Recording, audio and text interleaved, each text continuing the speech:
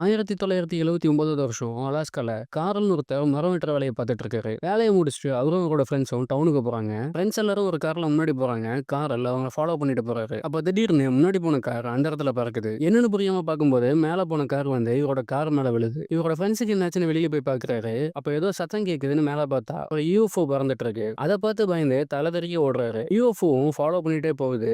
ஒரு ஸ்டேஜ்ல இவரால ஓட முடியல. அப்போ ஒரு ப்ளூ கலர் லைட் வந்து கார்ல தூக்கிட்டு போகுது. கட் பண்ணா 31 வருஷம் கழிச்சு காட்டுறாங்க. இப்போ வருஷம் 2020. ஐசக்னு ஒரு பையன் நாசாவோட இன்னொரு கம்பெனியான ஜேபிஎல்னு ஒரு கம்பெனில இன்ஜினியரா ஒர்க் பண்றாரு. இவர் ஃப்ரெண்டோட பேரு பெக். இவங்களோட வேலை என்னன்னா ஸ்பேஸ்ல இருந்து ஒரு ஆடியோ சிக்னல்ஸை கேப்சர் பண்ணி டீகோட் பண்ணுவாங்க.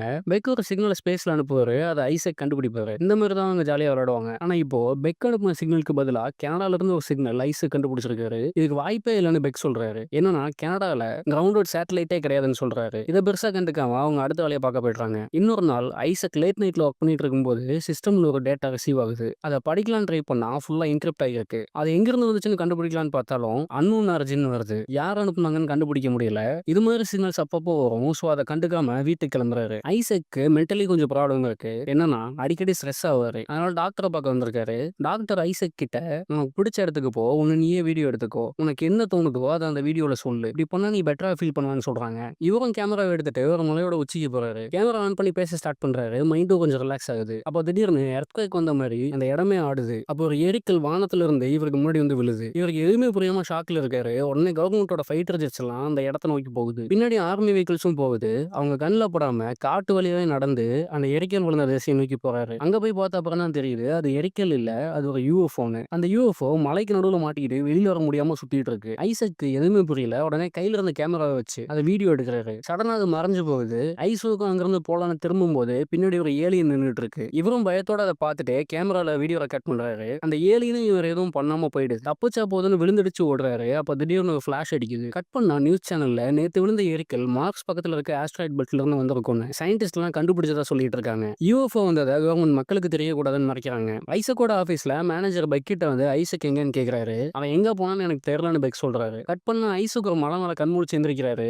எப்படிங்க வந்தோன்னு அவருக்கு ஞாபகமே இல்ல. பக்கத்துல இருக்க அவரோட கேமராவை எடுத்து அதுல ஏதாச்சும் ரெக்கார்ட் ஆகி இருக்கான்னு பாக்குறாரு. அதுல அந்த ஏலியன் இருக்கு. இவர் தப்பிச்சு ஓடும்போது இவர் ஏதோ மேல இழுக்கிற மாதிரி இருக்கு. அதோட அந்த வீடியோவும் கட் ஆகுது. இதை வச்சு பார்க்கும்போது அந்த ஏலியன் தான் நம்மள யூஎஃப்ஓக்குள்ள தூக்கிட்டு போயிடுச்சுன்னு நினைக்கிறேன். அப்ப அவரோட கை பயங்கரமா வலிக்குது. ஆனா அடிபட்ட மாதிரி எந்த காயமும் இல்ல. சரின்னு வீட்டுக்கு கிளம்பி போறாரு. முன்னாடி இருக்க டிவியை நல்லா உத்து பாக்குறாரு. திடீர்னு அது மறைஞ்சு போயிடுது. டிவி இருந்த இடத்துல கையை வச்சு பார்த்தா ஏதோ ஜெல்லிக்குள்ள கைவிட்ட மாதிரி இருக்கு. கேமராவையும் அதே மாதிரி ஃபோக்கஸ் பண்ணி உத்து பாக்குறாரு. அதுவும் அதே மாதிரி மறைஞ்சு போகுது. திரும்ப ஃபோக்கஸ் பண்ணா எகைன் கேமரா வந்துடுது. ஒண்ணுமே புரியாம படுத்திருக்காரு. கை பயங்கரமா வலிக்குது. சரின்னு டாக்டர் கிட்ட போறாரு. கையை ஸ்கேன் பண்ணி பார்த்துட்டு டாக்டரும் ஷாக் ஆகுறாரு. ஏன்னா ஐசக்கோட கை உடஞ்சிருக்கு. கை உடஞ்சதுல என்னடா ஷாக் ஆக வேண்டி இருக்குன்னு கேட்கலாம். ஆனா ஒருத்தவங்களோட கை உடஞ்சா கண்ணாபின்னு உடையும். ஆனா ஐசக்கோட கையில ஒரு ஸ்ட்ரெயிட் லைன் மாதிரி உடஞ்சிருக்கு. இன்னும் சொல்ல போனா ஏதோ மெஷின் வச்சு கட் பண்ண மாதிரி இருக்கு. ஸ்கின்ல கூட எந்த மார்க்கும் இல்ல. ஆனா உள்ள இருக்க எலும்பு மட்டும் உடஞ்சிருக்கு. கட் பண்ண ஐசக்கோட ஆபீஸுக்கு வந்து பெக்க கூப்பிட்டு கொஞ்சம் தனியா பேசணும்னு சொல்றாரு. ஒரு கிளாஸ் எடுத்துட்டு வந்து அதன் மறைய வைக்க ட்ரை பண்றாரு. ஆனா மறைய வைக்க முடியல. இன்னும் நல்லா ஃபோக்கஸ் பண்ணி ட்ரை பண்றாரு. அந்த கிளாஸும் மறைஞ்சு போகுது. ஆனா பெக்கோட கண்ணுக்கு கிளாஸ் மறையல. பெக்கோட கையை வச்சு எடுக்கும்போது திரும்ப வந்துடுது. இப்பதான் ஐசக்கு புரியுது இவரோட கண்ணுக்கு மட்டும்தான் அந்த பொருள் மறைஞ்சு போன மாதிரி தெரியுது. மத்தவங்க கண்ணுக்கு பார்க்கும்போது அந்த பொருள் மறையல. வீடியோ கேமரா ஆன் பண்ணி ரெக்கார்ட் பண்ணதை காட்டுறாரு. ஆனா பெக் நம்பவே இல்ல. நீ உண்மையா தான் சொல்றியா இல்ல ஏதாச்சும் எடிட் பண்ணிருக்கியான்னு கேக்குறாரு. அதை விட 3 நாளா நீ எங்க போனன்னு கேக்குறாரு. ஆனா ஐசக்கு கொஞ்ச நேரம் மாதிரி தான் தெரியுது. அப்படின்னு ஐசக் 3 நாளா யூஎஃப்ஓக்குள்ள இருந்திருக்காரு. சயின்ஸ் மேகசின் ஒரு வெப்சைட்ல இப்ப விழுந்த யூஎஃப்ஓ ஒருத்தர் வீடியோ எடுத்து அப்லோட் பண்ணிருக்காரு. அந்த வீடியோக்கு மில்லியன் கணக்குல வியூஸ் போயிருக்கு. ஐசக்கும் அவர் ஷூட் பண்ண வீடியோவை அந்த வெப்சைட்ல அப்லோட் பண்றாரு.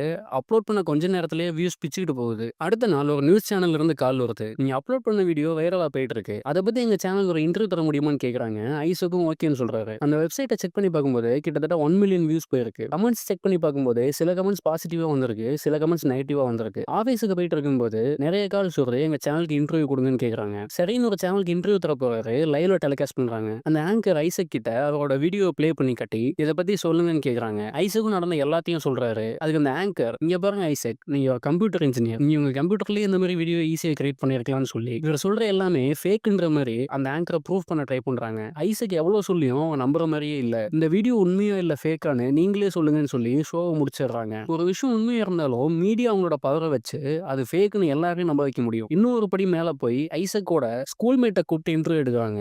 அவரும் ஐசக் விஎஃப்எக்ஸ்ல ரொம்ப டேலண்டான ஆளு, எனக்கு என்னவோ அவன் தான் ஃபேக்கான மாதிரி வீடியோ கிரியேட் பண்ணி இருப்பான்னு நினைக்கிறேன்னு சொல்றாரு. அதோட மூவிக்கு விஎஃப்எக்ஸ் பண்றவங்களும் இந்த வீடியோவை ஃபேக் தான், ஆனா இதை கிரியேட் பண்றது ரொம்ப டேலண்டான ஆனாங்கன்னு சொல்றாங்க. இதனால இப்ப ஐசக் சொல்றத யாருமே நம்புறதில்ல. ரோட்ல போனா கூட கேமராவ வச்சு ஐசக்க வம்பிழுக்குறாங்க. ஆனா கொஞ்சம் பேர் ஐசக் இன்னும் சப்போர்ட் பண்றாங்க. கட் பண்ணா ஐசக் வீட்ல இருக்கும்போது இன்டர்நெட்ல நம்மள மாரியே யாரையாச்சும் ஏலியன்ஸ் எல்லாம் கடத்தப்பட்டிருக்காங்களான்னு செக் பண்றாரு. அப்போ ஒரு போஸ்ட்ல ஏலியன்ஸ் என்ன கடத்துனாங்க. 3 நாள் கழிச்சு வேற ஒரு லொகேஷன்ல கண் முழிச்சேன். கை பயங்கர பெயினா இருந்துச்சு. செக் பண்ணி பார்க்கும்போது எலும்ப ஷார்ப்பா யாரோ கட் பண்ண மாரி இருந்துச்சுன்னு ஐசக் நடந்தது அப்படியே அவங்களுக்கு நடந்திருக்கு. இவரும் அவங்கள கான்டாக்ட் பண்ணி ஒரு காஃபி ஷாப்ல மீட் பண்ணலாம்னு சொல்லி வர சொல்லியிருக்காரு. அந்த பொண்ணு வராங்க. அவங்க பேர் சாரான்னு இன்ட்ரோ பண்றாங்க. உங்களுக்கு நடந்த எல்லாமே எனக்கும் நடந்திருக்கு. என்னையும் ஏலியன்ஸ் கடத்திட்டு போயிடுச்சு. என்னோட கையிலயும் இந்த மார்க் இருக்குன்னு சொல்றாரு. ஆனா சாரா அத நம்பவே இல்ல. ஐசக் எடுத்த வீடியோ காட்டுறாரு. அத பார்த்துட்டு சாரா பிரமிச்சு போறாங்க. அதோட நிறைய போட்டோஸையும் ஐசக் கொண்டு வந்திருக்காரு. அதுல பல வருஷத்துக்கு முன்னாடி வரைஞ்ச பெயிண்டிங்ஸ்ல யூஎஃப்ஓ மாதிரி ஒன்னு வரைஞ்சிருக்காங்க. இன்னொரு போட்டோல யூஎஃப்ஓ லைட் வேவ்ஸை யூஸ் பண்ணி ஹியூமன்ஸ் கூட கான்டாக்ட் பண்ற மாதிரி இருக்கு. அது மட்டும் இல்லாம நிக்கோலா டெஸ்லா ஒரு ரேடியேட்டரை கட்டி அது மூலியமா நிறைய சிக்னல்ஸ் கிடைச்சிருக்கு. அதுவும் நம்பர்ஸ்ல. அதை வச்சு ஏலியன்ஸ் எல்லாமே உண்மைதான். அதுவும் நம்பர்ஸை வச்சு ஏலியன்ஸ் கூட பேச முடியும்னு சொல்லியிருக்காருன்னு ஐசக் சொல்றான். சாராவும் அவங்களுக்கு தெரிஞ்ச விஷயத்த சொல்றாங்க. 1979ல அலாஸ்கால ஒருத்தர் ஏலியன்ஸை பார்த்ததா சொன்னாரு. ஆனா அவரை யாருமே நம்பல. அடுத்த கொஞ்ச நாள்ல அவர் காணாம போயிட்டாரு. ஆனா அவரோட பேர் எனக்கு ஞாபகம் இல்லைன்னு சொல்றாங்க. ஐசக் அவரோட நம்பரை கொடுத்துட்டு உனக்கு ஏதாச்சும் ஞாபகம் வந்தா எனக்கு கால் பண்ணுன்னு சொல்லிட்டு வந்துடுறாரு. வீட்டுக்கு வந்த அப்புறம் சாரா கால் பண்ணி அவரோட பேரு காரல்னு சொல்றாங்க. அவரை பத்தி தான் நம்ம இந்த படத்தோட ஓப்பனிங் சீன்ல பார்த்திருப்போம். ஐசக் அவரை பத்தின டீடைல்ஸ் ஏதாவது கிடைக்குமான்னு இன்டர்நெட்ல தேடி பார்க்கறாரு. ஆனா எதுவுமே கிடைக்கல. ஏன்னா அவர் அந்த சம்பவம் நடந்த அப்பவே காணாம போயிட்டாரு. என்ன ஆச்சுன்னு இப்ப நமக்கு மட்டும் காட்டுறாங்க. இப்போ ஒரு சேஃபான இடத்துல இருந்துட்டு ரேடியோ சிக்னல்ஸ் ரிசீவ் பண்ணி ஏதோ ரிசர்ச் பண்ணிட்டு இருக்காரு. ஐசக் எப்படியாச்சும் கார்ல கான்டாக்ட் பண்ண முடியுமான்னு ட்ரை பண்ணிட்டு இருக்காரு. அப்போ டிவி நியூஸ்ல ஐசக்னு ஒரு சின்ன பையன் ஏலியனை கடத்திட்டாங்கன்னு ஃபேக்கா ஒரு நியூஸ் போட்டுட்டு இருக்கான். அவனை யாரும் நம்பாதீங்க. யூஎஃப்ஓன்னு சொல்ற எல்லாமே ஃபேக்குன்னு சொல்றாங்க. இதை பார்த்துட்டு ஐசக் ரொம்பவே ஃபீல் பண்றாரு. யூஎஃப்ஓ நீங்க பார்த்திருந்தீங்கன்னா எங்ககிட்ட அதை ஷேர் பண்ணுங்கன்னு சில வெப்சைட் இருக்கும். அந்த வெப்சைட்டோட அட்ரஸ் எல்லாத்தையும் கலெக்ட் பண்ணி இவர் எடுத்த வீடியோஸை நிறைய கேசட்ல காப்பி பண்ணி அந்த அட்ரஸ்க்கு அனுப்புறாரு. கை நிறைய கேசட்டா இருக்கிறதுனால போஸ்ட் பண்ணும்போது தவிர கீழே விழுது. அப்ப கெய்த்னு ஒருத்தர் வந்து ஹெல்ப் பண்றாரு. இவர் ஒரு ரைட்டர். கெய்த் ஐசக்க பார்த்து நீங்க தானே அந்த ஏலியன் வீடியோ போஸ்ட் பண்ணதுன்னு கேட்டதுமே ஐசக் அங்கிருந்து கிளம்ப ட்ரை பண்றாரு. அப்ப கெய்த் அவரோட கார்டை கொடுத்து நீங்க சொல்றது உண்மைன்னு எனக்கும் தெரியும். ஆனா இங்க யாருமே உங்களை நம்ப மாட்டாங்க. இப்போ நம்ம ஒரு ஆர்டிக்கல் எழுதி அதை ரிலீஸ் பண்ணலாம். இதனால உங்க மேல மக்களுக்கு நம்பிக்கை அதிகமா இருக்க வாய்ப்பு இருக்குன்னு சொல்லிட்டு போறாரு. அடுத்த நாளே கெய்த்தோட ஆபீஸுக்கு போறாரு. அப்ப கெய்த் ஒரு ஐடியா தர்றாரு. நீங்க சொல்றது உண்மைன்னு நிரூபிக்க ஒரே வழிதான் இருக்கு. லை டிடெக்டர் டெஸ்ட் எடுத்து பார்க்கலாம். அதுல நீங்க சொல்றது உண்மைன்னு வந்தா அந்த ரிப்போர்ட்டை அட்டாச் பண்ணி ஆர்டிகல் பப்ளிஷ் பண்ணா நீங்க சொல்றது உண்மைன்னு எல்லாருமே நம்புவாங்கன்னு சொல்றாரு. ஐசக்கும் இது நல்ல ஐடியான்னு தோணுது. சரின்னு டெஸ்ட் எடுக்கிறாங்க. ஸ்டார்டிங்ல எப்பவும் போல நார்மலான கொஸ்டின் கேட்கிறாரு. உங்க பேர் ஐசக் தானே? நீங்க அமெரிக்கால தானே வாழ்றீங்கன்னு கேட்கிறாரு. அதுக்கு ஐசக் ஆமா இல்லன்னு மட்டும் பதில் சொல்றாரு. அடுத்து சீரியஸான கொஸ்டினை கேட்க ஸ்டார்ட் பண்றாரு. நீங்க ஏலியனை பாத்திருக்கீங்கன்னு கேட்கிறாரு. அதுக்கு ஐசக் ஆமான்னு சொன்னதும் மிஷின்ல உண்மைன்னு வருது. கெய்த்தோட முகமே மாறுது. திரும்ப ஏலியன்ஸ் உங்களை கடத்திட்டு போச்சான்னு கேட்கிறாரு. அதுக்கும் ஆமான்னு சொன்னதுமே மிஷின்ல உண்மைன்னு வருது. இதை பார்த்ததுமே கெய்த் ஒரு நிமிஷம் சொல்லி வெளியில போறாரு. ஐசக் எதுவுமே புரியாம உட்காந்துருக்காரு. இப்ப கோட் ஷூட்லாம் போட்டு 2 பேர் அங்க வராங்க. ஐசக் பிடிக்க ட்ரை பண்ணும்போது ஐசக் ஓட ட்ரை பண்றாரு. ஆனா கன்னை வச்சு சுட்டு பிடிக்கிறாங்க. ஐசக் அன்கான்சியஸ் ஆகுறாரு. கண் முழிச்சு பார்க்கும்போது 2 ரோபோட்ஸ் இவர் இழுத்துட்டு போய் ஒரு ஒயிட் ரூம்குள்ள அடைக்குது. அங்க இருக்க மானிட்டர்ல கெய்த் வராரு. ஆனா இப்போ ஒரு சூட்லாம் போட்டு அவர் ஒரு சீக்ரெட் ஆபீசர்னு சொல்லி இன்ட்ரோ பண்ணிக்கிறாரு. இங்க வர ஐசக் நீ சொல்ற இன்ஃபர்மேஷன்ல தான் நம்ம ஹியூமன் சொசைட்டியை காப்பாற்றப்பட போகுது. உன்னை சில டெஸ்ட் எடுக்கணும். சோ நீ ஒழுங்கா கோஆபரேட் பண்ணுன்னு சொல்றாரு. இப்போ ஒரு மிஷின் எடுத்துட்டு வந்து அதை நல்லா ஃபோக்கஸ் பண்ண சொல்றாங்க. ஐசக் ஏதாவது பவர் இருந்தா இதை வச்சு கண்டுபிடிக்க முடியும். ஐசக் ஃபோக்கஸ் பண்றாரு. ஆனா எந்த சேஞ்சஸும் இல்ல. அடுத்தடுத்து நிறைய டெஸ்ட் பண்றாங்க. ஆனா எல்லாமே ஃபெயிலியர்ல போய் முடியுது. அடுத்து கார்லோட போட்டோவை காட்டி இவர் அவங்களுக்கு தெரியுமா எங்க இருக்காருன்னு கேக்குறாங்க. அதோட சாராவையும் புடிச்சிட்டு வந்திருக்காங்க. இதை பார்த்து ஐசக்கு கோவம் வருது. அங்கிருந்து தப்பிக்க ட்ரை பண்றாரு. இப்ப 2 ரோபோட்ஸ் வந்து தடுக்க ட்ரை பண்ணுது. பக்கத்துல இருந்த ராடை எடுத்து ரோபோட்டோட மண்டையை போடுறாரு. லாவா மாதிரி எல்லோ கலர்ல என்னவோ வருது. சாராவை பக்கத்து ரூம்ல அடைச்சு வச்சிருக்காங்க. ஆனா அந்த டோரை ஓபன் பண்ண முடியல. ஆனா ஜஸ்ட் கையை வச்சு ஸ்வைப் பண்ற மாதிரி பண்ணா டோர் ஓபன் ஆகுது. 2 பேரும் ஓடும்போது இன்னும் சில ரோபோட்ஸ் இவங்களை பிடிக்க ட்ரை பண்ணுது. மெயின் டோர் ஓபன் பண்ண முடியல. ஐசக் நல்லா ஃபோக்கஸ் பண்ணி பவரை யூஸ் பண்ணும்போது டோர் ஓபன் ஆகுது. வெளியில வந்து பார்த்தா இவங்க இப்ப கோஸ்ட் அரைக்கால இருக்காங்க. ஒரு வழியா தப்பிச்சு அங்கிருந்து ஓடி வராங்க. இதுல இருந்து தப்பிக்கணும்னா எப்படியாச்சும் அந்த கார்ல கண்டுபிடிக்கணும். அதுக்கு இன்டர்நெட் தேவை. அங்க இருக்க கடையில போய் இங்க இன்டர்நெட் ஃபெசிலிட்டி இருக்கான்னு கேட்கும்போது அவங்க ஜெட்னு ஒருத்தரை போய் பார்க்க சொல்றாங்க. அவர் ஒரு ஹேக்கர். அவர்கிட்ட பேசிட்டு இருக்கும் போதும் அங்கேயும் அந்த ரோபோட்ஸ் வருது. இவங்க 3 பேரும் காட்டுக்குள் தப்பிச்சு போயிடுறாங்க. இந்த ரோபோட்ஸோட தொல்லை தாங்க முடியலன்னு ஜெட் சொல்றாரு. உங்களுக்கு இந்த ரோபோட்ஸ் பத்தி தெரியுமான்னு கேட்கும்போது ஐஎஸ்ஆர்பி உருவாக்குன ரோபோட்ஸ் தான் இது. என்னோட இடத்துக்கு போயிட்டா அதனால நம்மளை கண்டுபிடிக்க முடியாதுன்னு சொல்லி அவரோட வீட்டுக்கு கூப்பிட்டு போறாரு. அது ஒரு பழைய கமாண்ட் சென்டர். இதுதான் இப்போ ஒரு வீடா யூஸ் பண்ணிட்டு இருக்காரு. அடுத்து இப்போ கார்ல கண்டுபிடிக்கணும். சோ அதுக்கான வேலையை ஸ்டார்ட் பண்றாங்க. ஆனா எவ்வளவு ட்ரை பண்ணியும் இவங்களால கண்டுபிடிக்கவே முடியல. அப்பதான் ஸ்டார்டிங் சீன்ல ஐஸுக்கு ஒரு அன்னோன் சிக்னல் கனடால இருந்து வந்திருக்கும். அதை வச்சு ட்ரை பண்ணி பார்க்கும்போது கனடால காட்டுக்கு நடுவில் ஒரு வீட்டை காட்டுது. ஒருவேளை அந்த லொகேஷன் காரோட தான் இருக்கும்னு சொல்லி கால் பண்ண ட்ரை பண்றாங்க. காலும் கனெக்ட் ஆகுது. ஐசக் பேச ஸ்டார்ட் பண்ணும்போதே கார்ல அந்த காலை கட் பண்ணி விடுறாரு. எகைன் இவங்க கால் பண்றாங்க. ஆனா இந்த தடவை ஐசக் ரொம்ப வேகமா அவருக்கு நடந்த எல்லாத்தையுமே சொல்றாரு. அதோட அவருக்கு கிடைச்ச ரேடியோ சிக்னல் சொன்னதுமே காரோல் ஷாக் ஆகி அந்த சிக்னல் எனக்கு உடனே அனுப்புன்னு சொல்றாரு. ஐசக்கும் சென்ட் பண்றாரு. அத வாய்ஸ் ஃபைலா கன்வெர்ட் பண்ணி கார்ல் ப்ளே பண்றாரு. அந்த ஆடியோல அக்டோபர் 21 வியாழக்கிழமை நாங்க வரோம்னு சொல்லுது. இதுதான் கார்ல் ரிசர்ச் பண்ணிட்டு இருந்தாரு. ஸ்பேஸ்ல கிடைக்கிற சிக்னல்ஸ ஆடியோ ஃபைலா கன்வெர்ட் பண்ற மிஷின தான் அவர் கண்டுபிடிக்க ட்ரை பண்ணாரு. இப்போ சக்சஸும் ஆயிடுச்சு. அடுத்து ஏலியன்ஸ் அக்டோபர் 21 அன்னைக்கு வரப்போறாங்க. அதுவும் கார்ல் இருக்க அந்த லொகேஷனுக்கு. ஏன்னா கார்ல் தான் நிறைய ரேடியோ சிக்னல்ஸ ஸ்பேஸ்க்கு அனுப்பியிருப்பாரு. அதுக்கு ரிப்ளையும் வந்திருக்கு. அதுல ஒண்ணுதான் ஐசக் ரிசீவ் பண்ணி சேவ் பண்ணியிருப்பாரு. கார்ல் ஐசக் கிட்ட நீங்க இதுக்கு மேல தப்பிக்க வாய்ப்பே இல்ல. எந்த எலக்ட்ரானிக் டிவைஸையும் யூஸ் பண்ணாதீங்க. மறைஞ்சே இருங்க. இந்நேரம் எல்லாருமே உங்களை தேடிட்டு இருப்பாங்கன்னு சொல்லிட்டு காலை கட் பண்ணிடுறாரு. திரும்ப கால் பண்ணாலும் கனெக்ட் ஆகல. அடுத்து என்ன பண்ணலாம்னு யோசிக்கும் போது இன்னும் 5 நாள்ல ஏலியன்ஸ் கார்ல் இருக்க இடத்துக்கு வரப்போகுது. சோ அங்க போயிட்டா நம்ம சேஃபா இருக்கலாம்னு கனடாக்கு போறாங்க. போட்டு ஃபிளைட்னு மாறி மாறி வராங்க. கார்ல் இருக்க இடத்துக்கு பக்கத்துல ஒரு சின்ன டவுன் இருக்கு. அங்க போறதுக்கு ட்ரெயின்ல போயிட்டு இருக்காங்க. ஆனா அங்கேயும் அந்த வெள்ள ரோபோட்ஸ் வந்துருது. ட்ரெயின்குள்ள ஏறி இவங்களை தேடுது. அப்போ ஜெட் ஒரு மாஸ்க் எடுத்து இதை போட்டுக்கோங்க. அந்த ரோபோட்ஸ் நம்ம ஃபேஸை வச்சு தான் கண்டுபிடிக்குதுன்னு சொல்றாரு. இவங்களும் அந்த மாஸ்கை போட்டுக்கிட்டு அமைதியா உட்காந்துருக்காங்க. ஆனா இவங்க ஃபேஸை ஸ்கேன் பண்ணி பார்த்துட்டு போயிடும்னு பார்த்தா கன்னை வச்சு சுட ட்ரை பண்ணுது. ஒரு வழியா அதுங்க கூட சண்டை போட்டு ட்ரெயினுக்கு வெளியே தள்ளி விடுறாங்க. நம்ம அவ்வளவு சேஃபா மறைஞ்சு மறைஞ்சு தான் வந்தோம். ஆனா எப்படி அந்த ரோபோட்ஸ் கரெக்டா வந்துச்சுன்னு சொல்லி ஐடியாவே இல்ல. ஒரு வழியா கார்லோட வீட்டுக்கு போயிடுறாங்க. ஆனா கார்ல இவங்களை கன்னை வச்சு சுட ட்ரை பண்றாரு. இவங்களும் சொல்லி புரிய வைக்கிறாங்க.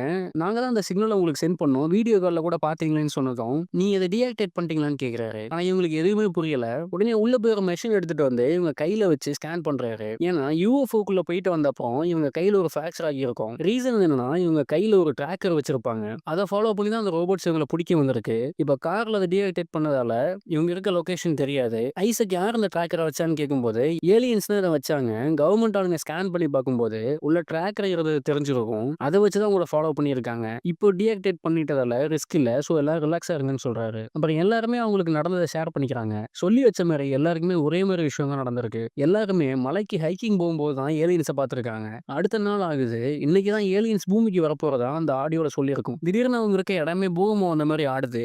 ஐசக் காட்டுக்குள்ள ஓடி போய் என்னன்னு பாக்குறான். அப்ப அவனுக்கு பின்னாடி அந்த ஏலியன் நிக்குது. அதை வீட்டுக்கு கூட்டிட்டு வந்து பேசுறாங்க.